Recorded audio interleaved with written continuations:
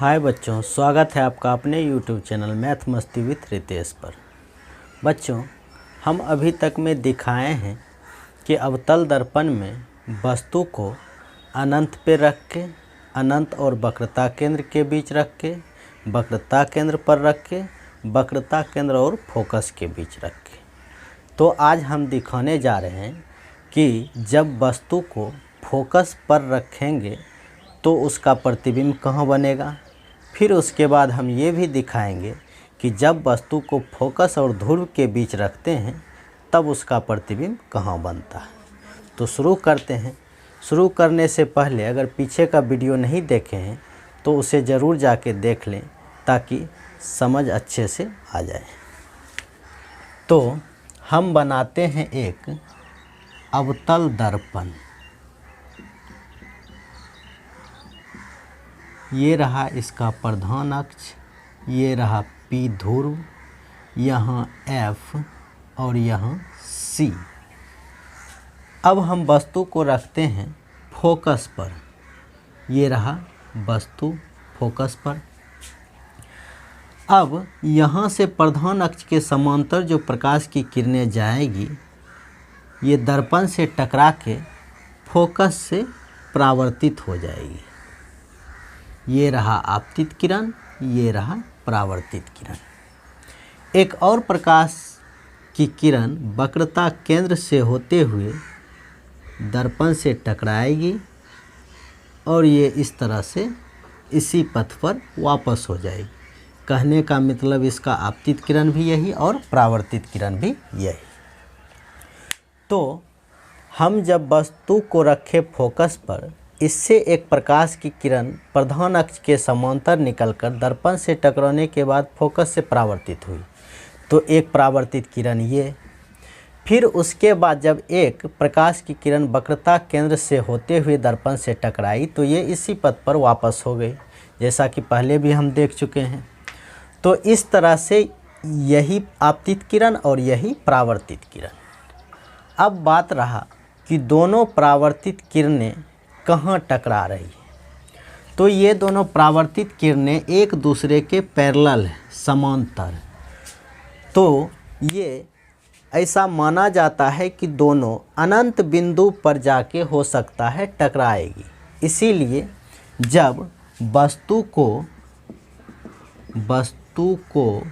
Focus पर रखने पर, वस्तु को फोकस पर रखे तो इसका प्रतिबिंब बना अनंत पर, प्रतिबिंब बना अनंत पर। अब ये तो देख लिए कि वस्तु किस जगह बना। अब ये देखना है कि वस्तु कितना बड़ा बना। फिर ये भी देखना है कि वस्तु वास्तविक है या आभासी, उल्टा है या सीधा।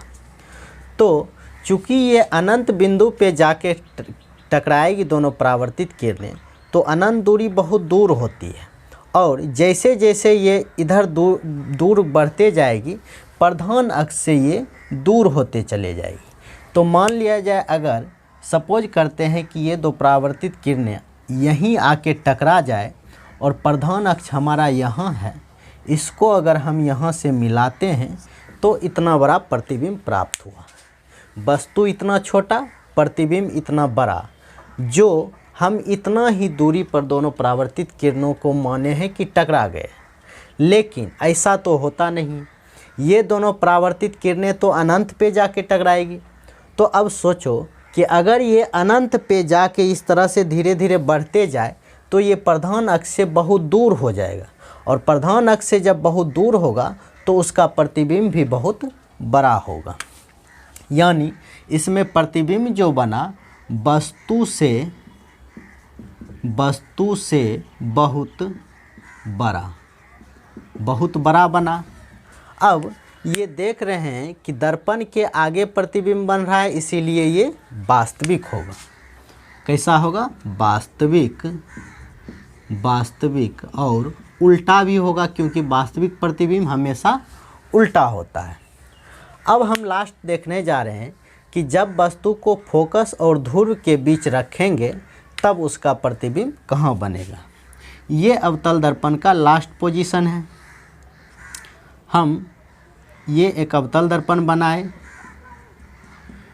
इसका ये रहा प्रधान अक्ष, ये रहा ध्रुव P, यहाँ F, यहाँ C। F फोकस, C वक्रता केंद्र।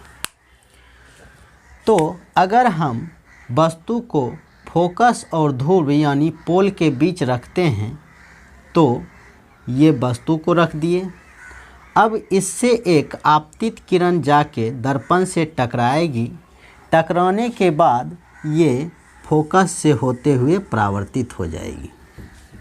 पहले से ही हम लोग जान चुके हैं कि जब कोई आपतित किरण प्रधान अक्ष के समांतर जाके दर्पण से टकराती है तो वो फोकस से ही परावर्तित होती है।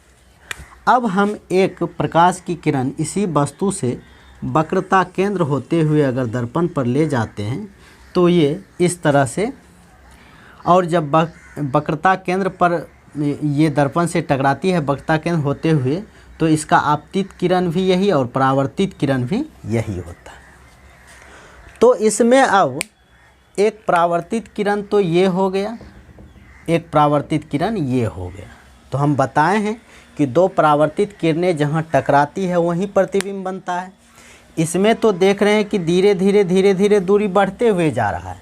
जैसे इसमें देखे कम से कम पैरेलल था तो मान सकते हैं कि वो अनंत बिंदु पे जाके टकराएगी, लेकिन इसमें दूरी जब बढ़ते जा रही है तो इधर टकराने का कहीं से कोई गुंजाइश है नहीं। ये दूरी जब बढ़ते जा रही है तो ये दोनों आपस में हटते जाएगी, सटने का तो कहीं चांस है नहीं। लेकिन जब हम इसी दोनों परावर्तित किरणों को दर्पण के पीछे मान लेते हैं, इस तरह से बढ़ा हुआ है, तो ये दोनों परावर्तित किरणें पीछे आके टकराई। एक परावर्तित किरण ये, एक परावर्तित किरण ये, दोनों इस बिंदु पे दर्पण के पीछे टकरा गई। तो अब इधर हम प्रधान अक्ष को और बढ़ा देते हैं और इस बिंदु को मिलाते हैं प्रधान अक्ष से, तो ये हमारा बना प्रतिबिंब। अगर हम वस्तु को ध्रुव और फोकस के बीच रखें तो प्रतिबिंब बना दर्पण के पीछे। अभी तक तो हम देखते आ रहे थे कि दर्पण के आगे प्रतिबिंब बनता है और वास्तविक होता है, लेकिन अवतल दर्पण में ये एक ऐसा स्थिति है कि जब वस्तु को ध्रुव तथा फोकस के बीच रखते हैं तो इसका प्रतिबिंब दर्पण के पीछे बनता है। दर्पण के पीछे बनने के कारण ये आभासी प्रतिबिंब है। तो इस तरह से वस्तु को ध्रुव तथा फोकस के बीच रखने पर, ध्रुव तथा फोकस के बीच रखने पर प्रतिबिंब कहाँ बना? प्रतिबिंब बना दर्पण से पीछे। तो दर्पण से पीछे होने के कारण, अच्छा, ये वस्तु से बड़ा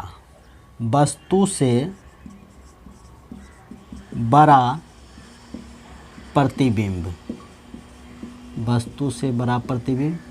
फिर ये दर्पण से पीछे होने के कारण आभासी, और आभासी प्रतिबिंब हमेशा सीधा होता है।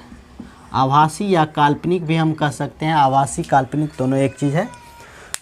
तो इस तरह से हम ये दर्पण के सामने हर एक पोजीशन पे रख के वस्तु को प्रतिबिंब देख लिए कहाँ कहाँ बना। जैसे इसमें देखे फोकस पे रखे तो अनंत पर बना, वस्तु से बहुत बड़ा प्रतिबिंब बना, वास्तविक उल्टा। और जब हम वस्तु को ध्रुव तथा फोकस के बीच रखें तो प्रतिबिंब बना दर्पण के पीछे, आभासी, सीधा, वस्तु से बड़ा।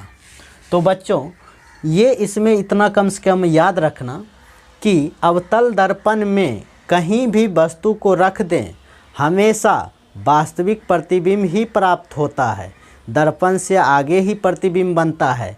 लेकिन एक ऐसा पोजीशन है जहां वस्तु को रखने पर प्रतिबिंब सीधा प्राप्त होता है, दर्पण से पीछे प्राप्त होता है, और वो पोजीशन है ध्रुव तथा फोकस के बीच। अब तल दर्पण में एक ही ऐसा जगह है ध्रुव और फोकस के बीच जहां वस्तु को रखने से हमें आभासी और सीधा प्रतिबिंब प्राप्त होता है। तो वस्तु को ध्रुव तथा फोकस के बीच रखने पर प्रतिबिंब दर्पण से पीछे बना, वस्तु से बड़ा प्रतिबिंब बना, आभासी सीधा। अगर ये सारी चीज़ें